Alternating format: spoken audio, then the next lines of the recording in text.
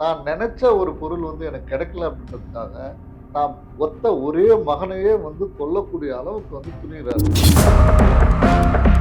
அப்பாவை கூட்டிட்டு போய் ஏதாவது பண்ணிடுறான்னு சொல்லிட்டு சொல்லி குடுத்துருவான். அவனும் வந்து பார்த்தீங்கன்னா, ஒரு நாள் வந்து பைக்ல கூட்டிட்டு போயிட்டு, அவன வந்து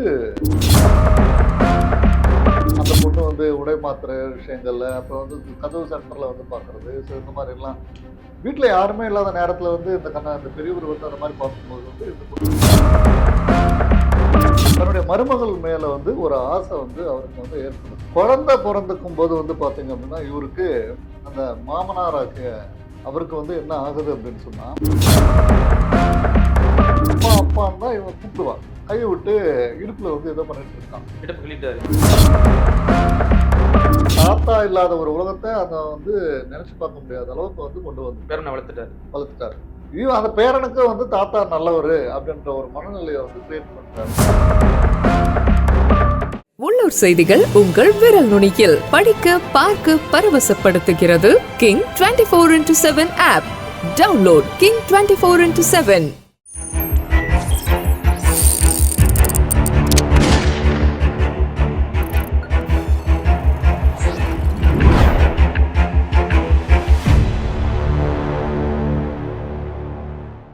கிங் டிவி நேயர்களுக்கு வணக்கம். கிங் நாட் நாட் 7 நீதியின் பயணம் நிகழ்ச்சிக்கு தங்களை அன்புடன் வரவேற்கிறோம். பல்வேறு வழக்குகள் குறித்து விவாதிப்பதற்காக சென்னை உயர்நீதிமன்ற வழக்கறிஞர் திரு கிருஷ்ணமூர்த்தி அவர்கள் நமது அரங்கத்துக்கு வந்துள்ளார். வாருங்கள், அவரை வரவேற்போம். வணக்கம் சார். வணக்கம். இந்த முறை எந்த வழக்கை பத்தி சார் நம்ம பார்க்க போறோம்? இன்னைக்கு வந்து பார்த்தீங்க அப்படின்னா, ஒரு சுவாரஸ்யமான வழக்க வந்து பார்க்கலாம் நம்ம. அதாவது ஒரு கணவர், ஒரு தந்தை இருக்காரு. அந்த தந்தைக்கு வந்து பையன் ஒருத்தன். அந்த பையனுக்கு வந்து பார்த்தீங்க அப்படின்னா, திருமணம் வந்து செஞ்சு வைக்கணும்னு சொல்லிட்டு ஆசை இருக்கு. அவருக்கு வந்து தந்தை வந்து பார்த்தீங்க அப்படின்னா, ஒரு நல்ல பொண்ண பார்த்து தன்னுடைய மகனுக்கு கட்டணும்னு சொல்லிட்டு, ஒரு நல்ல பொண்ண பார்த்து தன்னுடைய மகனுக்கு வந்து கட்டி வைக்கிறாரு. கட்டி வச்சுட்டு தந்தை, மகன், மருமகள் எல்லாருமே வந்து ஒரே வீட்ல தான் வந்து குடும்பம் வந்து கூட்டு குடும்பமா கூட்டு இருக்காங்க. குடும்பமா இருக்காங்க. இந்த மாதிரி இருக்கிற ஒரு சிச்சுவேஷன்ல மகனுக்கு வந்து பார்த்தீங்க அப்படின்னா, ஒரு குழந்தை வந்து பொறக்குது. குழந்தை பொறந்துக்கும்போது வந்து பார்த்தீங்க அப்படின்னா, இவருக்கு அந்த மாமனாராகிய அவருக்கு வந்து என்ன ஆகுது அப்படின்னு சொன்னா, தன்னுடைய மருமகள் மேல வந்து ஒரு ஆசை வந்து அவருக்கு வந்து ஏற்படுது. எப்படியாச்சும் நம்ம வந்து மருமகள வந்து நம்ம வழிக்கு வந்து கொண்டு வரணும் அப்படின்னு சொல்லிட்டு இவரு வந்து ஆசைப்படுறாரு. அது வந்து தன்னுடைய மகனுக்கு வந்து தெரியாம வந்து இவரு வந்து பாத்துக்கிறாரு. இவரு அப்பப்போ வந்து பாத்தீங்க அப்படின்னு சொன்னா, ஏன்னா இவருக்கு வந்து மனைவி கிடையாது. இவங்களுடைய ஃபேமிலியே வந்து பாத்தீங்க அப்படின்னு சொன்னா, அந்த பெரியவரு, பெரியவருடைய பையன், அப்புறம் வந்து தன் பாத்து வச்ச மருமகள், இப்போ அவருக்கு பொறந்துக்க ஒரு குழந்தை. இவரு 4 பேரு தான் அவங்களுடைய ஃபேமிலி. இவருக்கு வந்து தன்னுடைய மனைவி பெரியவருக்கு தன்னுடைய மனைவி இல்லன்ற ஒரு ஆதங்கமும் ஒரு பக்கம். இது வந்து பாத்தீங்கன்னா, வெளியிலயும் இவரு வந்து தப்பு பண்ண போ முடியாது. வீட்டுக்குள்ளேயே வந்து இருக்கிற மருமகள எப்படியாச்சும் நம்ம வந்து கைக்குள்ள கொண்டு வரணுன்றது, அவர் வந்து கொஞ்சம் கொஞ்சமா மூவ் பண்றாரு. எப்படியெல்லாம் மூவ் பண்றாருன்னா, அ சாப்பாடு போடுற இடத்துல, அதுக்கப்புறம் வந்து ஏதாவது உடம்பு சரியில்லாம போகும்போது வந்து பாத்தீங்க அப்படின்னா, மருந்து மாத்திரைகள் வந்து குடுக்குறது போது, இந்த பொண்ணு வந்து தன்னுடைய மாமனார் அப்படின்றது யார் இருக்கா? யாருமே இல்லல்ல. நம்மள வந்து பார்த்துக்கணும் அப்படின்னு சொல்லிட்டு, இவரு வந்து பொண்ணு வந்து அக்கறையோட பார்த்துக்கிட்டு வரா தன்னுடைய மாமனார. அப்பா, அப்பான்னு தான் இவ கூப்பிடுவா. அப்படின்ற ஒரு சமயத்துல கூட வந்து பார்த்தீங்கன்னா, அவருக்கு வந்து மனசு வந்து மாறுறதில்ல. அந்த பொண்ணு மேல வந்து தப்பான கண்ணோட்டமே வச்சுட்டு வர்றாரு. இந்த பொண்ணு வந்து அந்த ஒரு கட்டத்துல வந்து பார்த்தீங்க அப்படின்னா, சாப்பாடு வந்து போடும்போது, தன் கைய வந்து அவர் வந்து புடிச்சிடுறாரு. அந்த மருமகளுடைய கைய வந்து அப்படி தடவுற மாரி தடவிடுறாரு.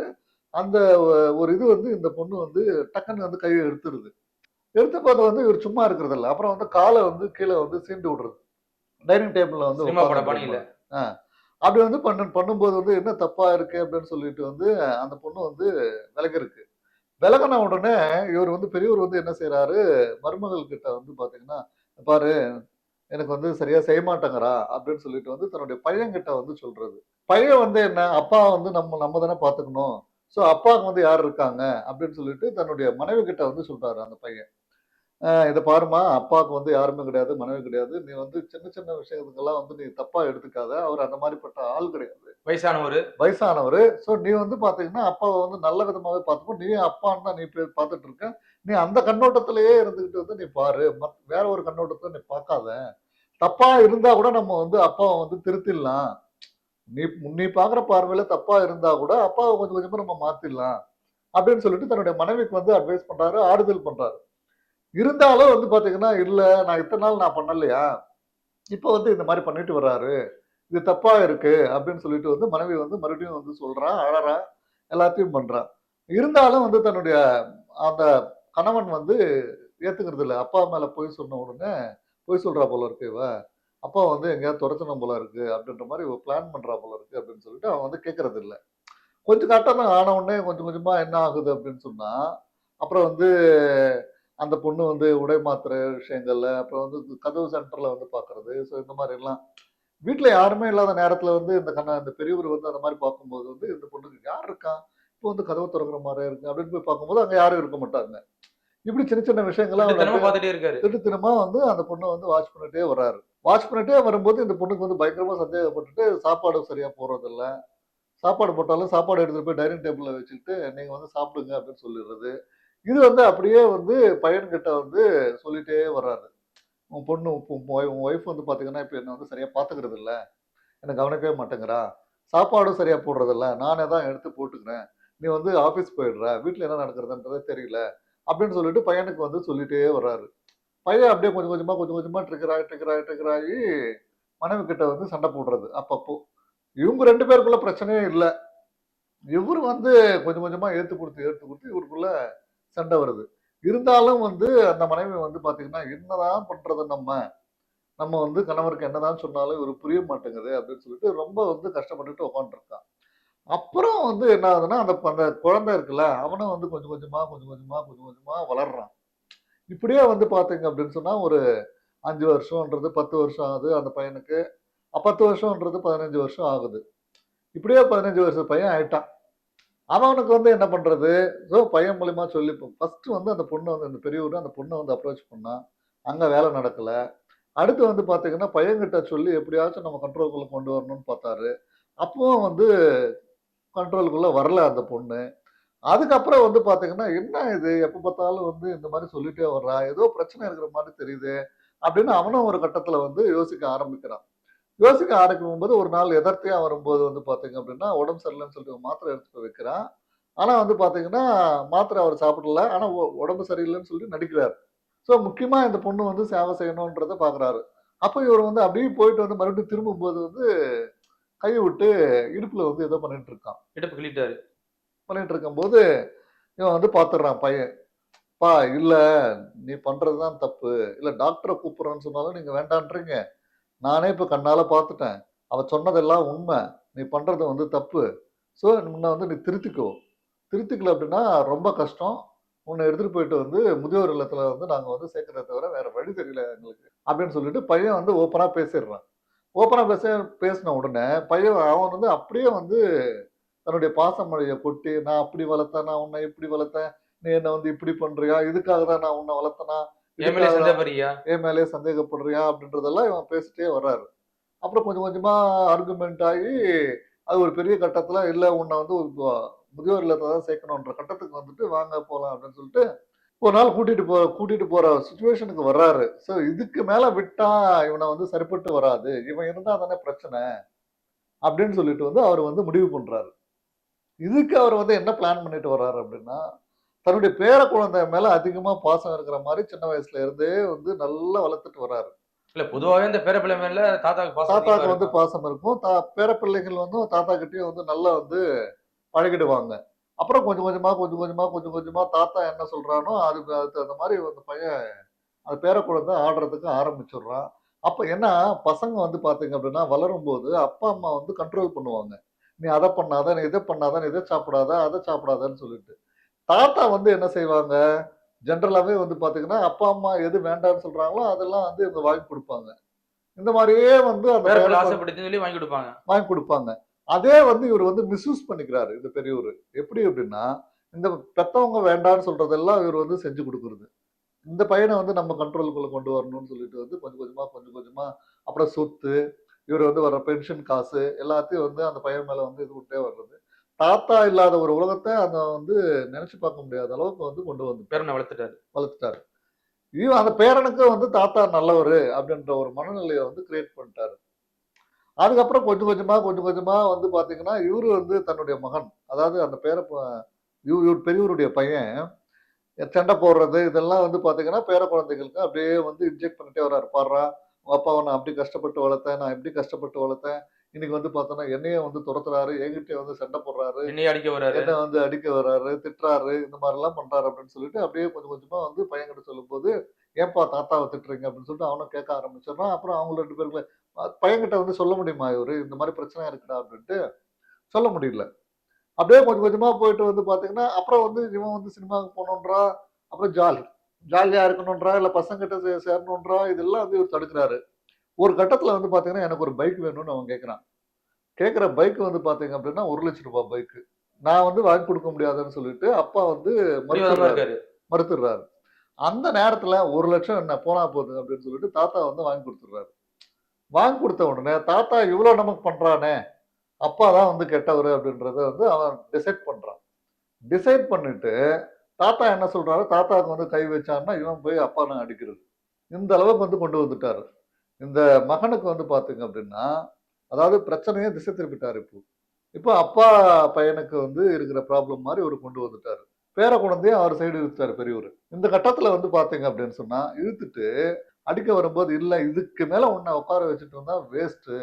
நீங்க வந்து உங்கள கண்டிப்பா எடுத்துட்டு போய் முதியோர் இல்லத்துல தான் சேர்க்கணும்னு" சொல்லிட்டு ஹஸ்பண்ட் அண்ட் ஒய்ஃப் வந்து 2 பேரும் வந்து டிசைட் பண்றாங்க. டிசைட் பண்ணி அப்பா கிட்ட சொல்லும்போது, சண்டை போடும்போது, "நான் போமாட்டேன். இது என் வீடுன்னு" சொல்லி உட்கார்றாரு. உட்காரும்போது தன்னுடைய கனவு வந்து இவருக்கு வந்து அடிபட்டு போகுதுன்னு சொன்ன உடனே, மகன் வந்து பெரியவருடைய மகன் வந்து எல்லை மீறி போறான். இனிமே இவன வச்சா வேலைக்கு ஆகாது அப்படின்னு சொல்லிட்டு முடிவு பண்ணி, பையன்கிட்ட வந்து அவன் தப்பா இன்னைக்கு தான் வந்து இருக்குல்ல, கஞ்சா, குடி இது எல்லாமே அவனுக்கு எல்லாத்தையும் பழக்கப்படுத்தி, யாரு பேரனுக்கு? பேரனுக்கு பழக்கப்படுத்தி, அப்பாவ வந்து நீ போய் அப்பாவ கூட்டிட்டு போய் ஏதாவது பண்ணிடுறான்னு சொல்லிட்டு சொல்லிக் குடுத்துடுறான்.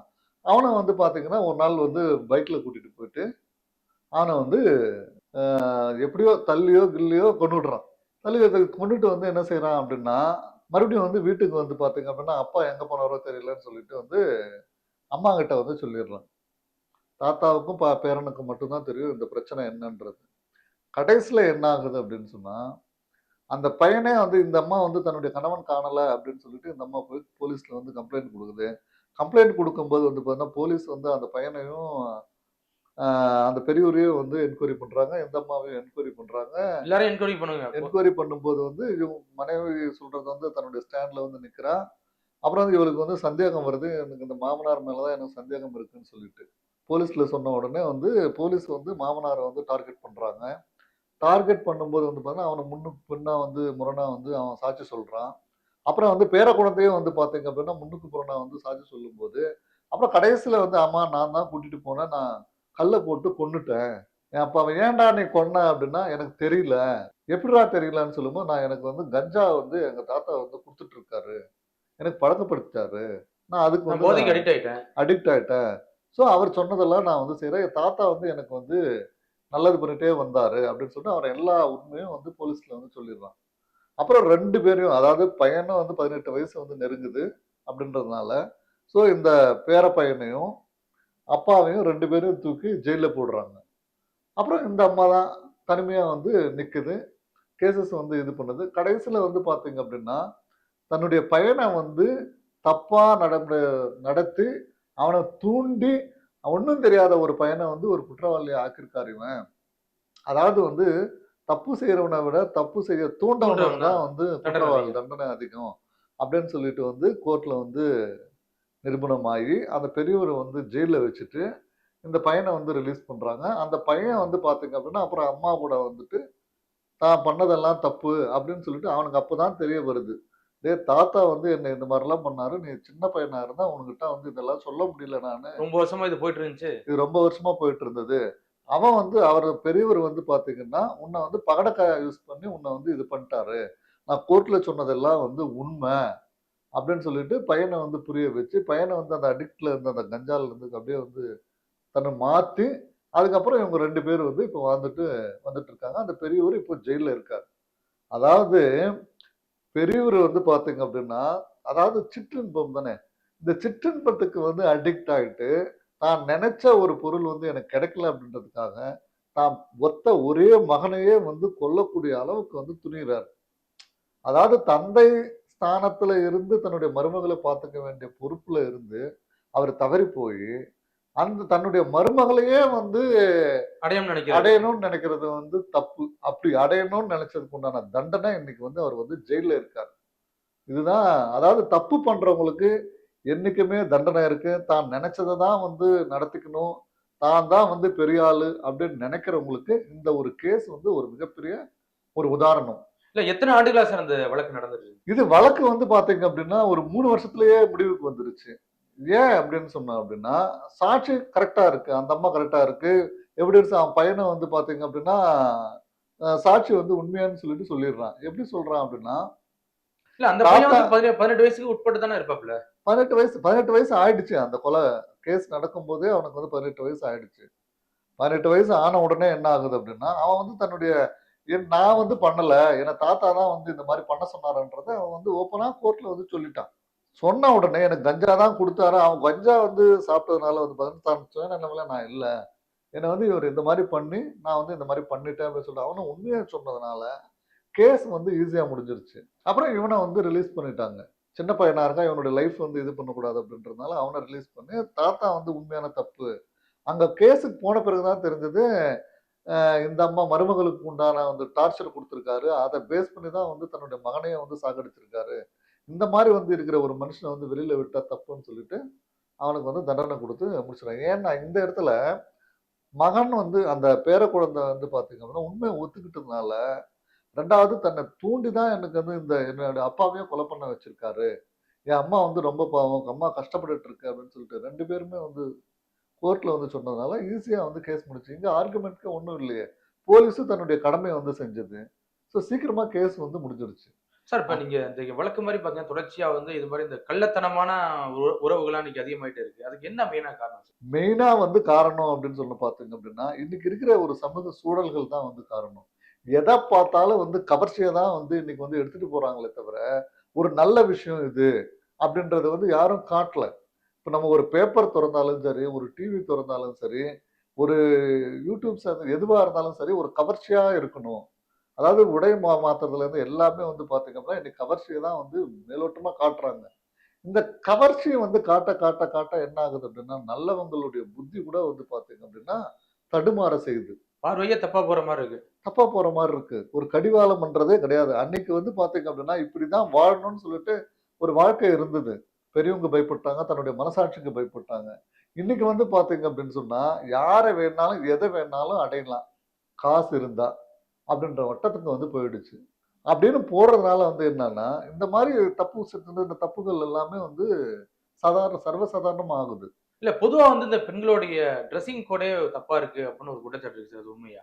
இல்ல அதாவது வந்து பார்த்தீங்கன்னா, எல்லாரும் அப்படி வந்து இருக்கிறாங்கன்னு சொல்ல முடியாது. டிரெஸ்ஸிங் கோடு வந்து பார்த்தீங்க அப்படின்னா, அவங்க வந்து இன்னைக்கு சுதந்திரமா இருக்கணும்னு ஆசைப்படுறாங்க. ஸோ அதனால அவங்களுடைய இது ஆனா ஒரு சிலர் வந்து பார்த்தீங்க அப்படின்னா, டிரெஸ்ஸிங் கோடு பண்றதும் சரி கிடையாது.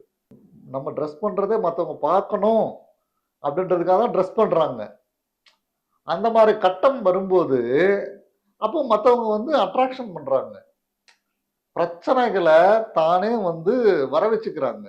பிரச்சனைகள தானே வர வச்சுக்கிட்டதுனால தான் வந்து பார்த்தீங்கன்னா, இந்த மாரி நல்லவங்க கூட வந்து மாறுறாங்க. ஏன்னா எல்லாருமே வந்து ஒரே மாரி இருக்கிறது இல்லையே! கண்டிப்பா. தன்னுடைய மனநிலை மாறும், புத்தி மாறும், சூழல்கள் மாறும். அ அதெல்லாம் பார்த்தீங்கன்னா, எங்க கவர்ச்சி இருக்கோ அத தேடி போ வேண்டிய கட்டத்துக்கு வந்து ஆளாயிரும். எங்க தனிமை கிடைக்குதோ, கவர்ச்சி இருக்கும். அந்த இடத்துல தப்பு கண்டிப்பா நடக்கும். அதுக்கு வயசு வித்தியாசம் கிடையாது. அதுக்கு தான் இன்னைக்கு வந்து நெறைய பார்க்குறோமே! இன்னைக்கு வந்து யூடியூப்ஸ்ல போய் தொறந்து பார்த்தா, சின்ன பையன் வந்து பெரிய ஸ்கூல் பையன் வந்து பார்த்தீங்கன்னா, டீச்சர வந்து லவ் பண்றான். எத காட்டிக் குடுக்குது? அதையும் தாண்டி கர்ப்பமாக்கி இருக்கான் வேற. ஆ கர்ப்பமாக்குறான். இப்ப வந்து பார்த்தீங்க அப்டின்னா, இதெல்லாம் எத பார்த்து கத்துக்கிறான்? தெரியாத எங்கேயோ 1, 2 நடக்குது. தப்பு. அத வந்து இந்த மீடியான்றத வந்து என்ன பண்றாங்க அப்டின்னா, சினிமா மூலியமா வேற மாரி தப்பான ஒரு கண்ணோட்டம் தானே வந்து குடுக்குறாங்க.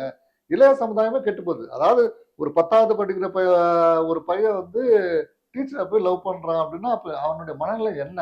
அப்ப யாரு கெடுக்குறாங்க?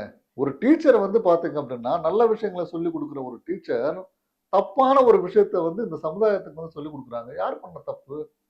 டீச்சர் பண்ண தப்பு முதல்ல. இது எங்கேயோ ஒரு விஷயம் நடக்குது. அந்த அம்மாவுக்கு வந்து தண்டனை குடுத்து இது பண்றது தப்புன்னு சொல்லி சொன்னாங்கன்னா, இந்த சமுதாயம் வந்து நல்லது. அத தூக்கிட்டு வந்து சினிமான்றது வந்து பார்த்தீங்கன்னா, ஒரு செகண்ட்ல வந்து பார்த்தீங்கன்னா, உலகம் ஃபுல்லா பரவுது. சினிமா வந்து ஒரு விஷயத்த வந்து சினிமால வந்து நடந்துருச்சு அப்படின்னா, அந்த சினிமால நடக்கிற மாதிரியே வந்து பார்த்தீங்கன்னா, எல்லாருமே நடக்க ஆரம்பிக்கிறாங்க. ஓ! இப்படி இருந்தா தான் போல நல்லா இல்ல இப்ப இருக்கும். சினிமாவை தாண்டி சின்ன திரை வந்துருச்சுல்ல சார்.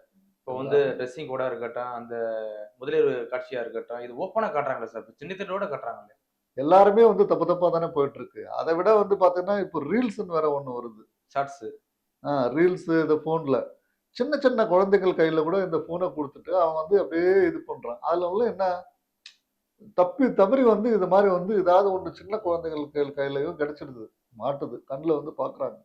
அப்படி பார்க்கும்போது என்ன ஆகுது? அவங்க அந்த மாரி இருக்கணும்னு ஆசைப்படுறாங்க. இது வந்து இந்த மாரி விஷயங்கள் எல்லாம் வந்து கண்ட்ரோல்க்குள்ள கொண்டு வரணும். கண்ட்ரோல்க்குள்ள கொண்டு வந்து தப்பு பண்றவங்களுக்கு வந்து அதிகபட்ச தண்டனைகள் வந்து குடுத்தா தான் இந்த சமுதாயம் வந்து உருப்படும். இல்லன்னா உருப்படாது. நிச்சயமா சார். மீண்டும் மற்றொரு வழக்கோடு சந்திப்போம் சார். மிக்க நன்றி. வணக்கம். நன்றி.